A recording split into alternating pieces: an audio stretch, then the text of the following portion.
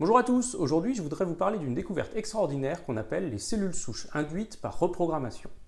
Alors oui je sais, dit comme ça n'a pas forcément l'air très sexy, mais vous allez voir que c'est quelque chose qui va peut-être un jour révolutionner la médecine.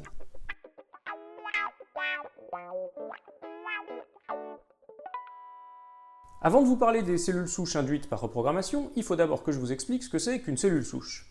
Alors je pense que vous le savez, notre corps est fait de cellules, comme tous les organismes vivants d'ailleurs, et chez l'être humain, il y en a même un sacré paquet, puisqu'on peut en compter jusqu'à 10 000 milliards.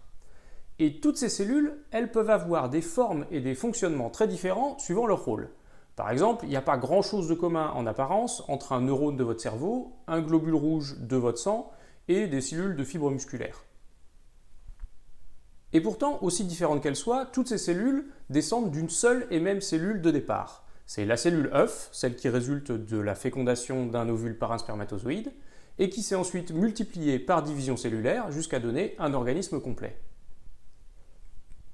Si les cellules d'un organisme peuvent être aussi différentes les unes des autres alors qu'elles proviennent toutes de la même cellule à l'origine, c'est qu'il existe un mécanisme qui permet aux cellules de se spécialiser. Certaines vont se spécialiser en neurones, d'autres en globules rouges, etc.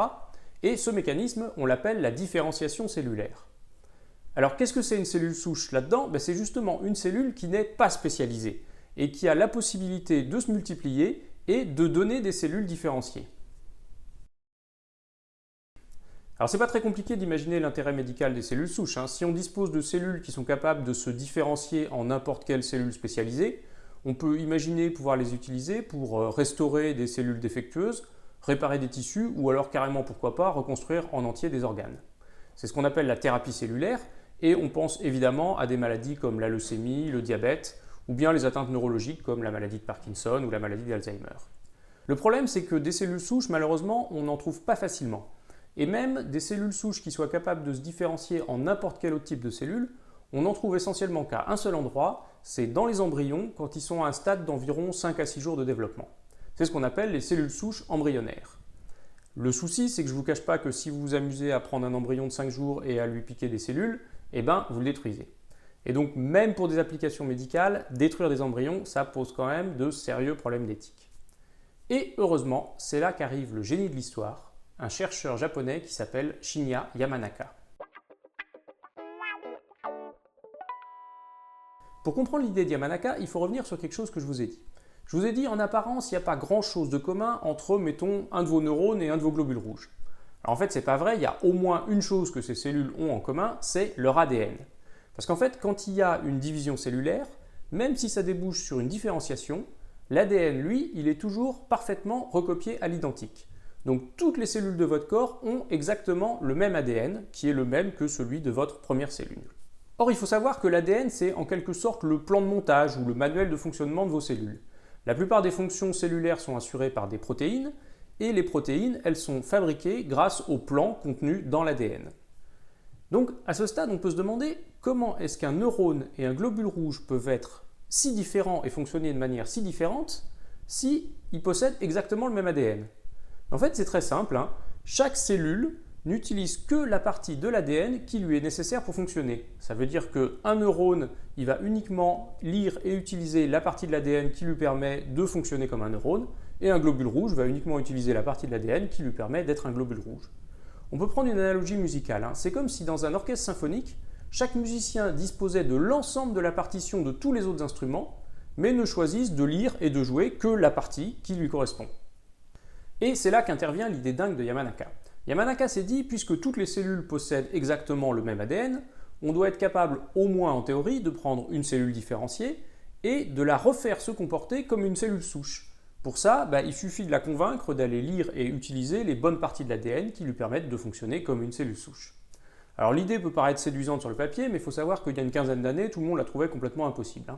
Et Yamanaka a pris quand même des sérieux risques avec sa carrière de chercheur en voulant poursuivre cette idée. Alors qu'est-ce qu'il a fait concrètement? Il a pris des cellules différenciées et puis il a commencé à leur injecter tout un tas de gènes pour voir s'il était capable de les transformer en cellules souches. Et puis un jour, à force d'essais, bingo, il a fini par trouver un ensemble de 4 gènes qui, quand on les injecte à une cellule différenciée, la transforment en cellule souche. Et donc c'est ce processus qu'on appelle la reprogrammation, et les cellules souches qu'on obtient en faisant ça, on les appelle les cellules souches induites, donc par opposition aux cellules souches embryonnaires. Alors cette première expérience, elle a été publiée en 2006 par Yamanaka et c'était sur des cellules de souris. Et un peu moins d'un an plus tard, il a réédité l'exploit, mais cette fois avec des cellules humaines. Donc il a montré qu'on pouvait prendre des cellules de la peau et les reprogrammer pour en faire des cellules souches. Alors évidemment, ça a fait l'effet d'une petite bombe parce que du coup, ça ouvrait la possibilité de pouvoir faire des cellules souches autrement qu'en utilisant des embryons. À partir de là, il y a tout un tas d'équipes de recherche qui se sont mis à utiliser cette technique de reprogrammation et à voir quelles pouvaient être les applications thérapeutiques. Alors il y a notamment des chercheurs qui ont montré qu'on pouvait, grâce aux cellules souches induites par reprogrammation, traiter chez la souris des maladies comme la drépanocytose ou alors un équivalent de la maladie de Parkinson.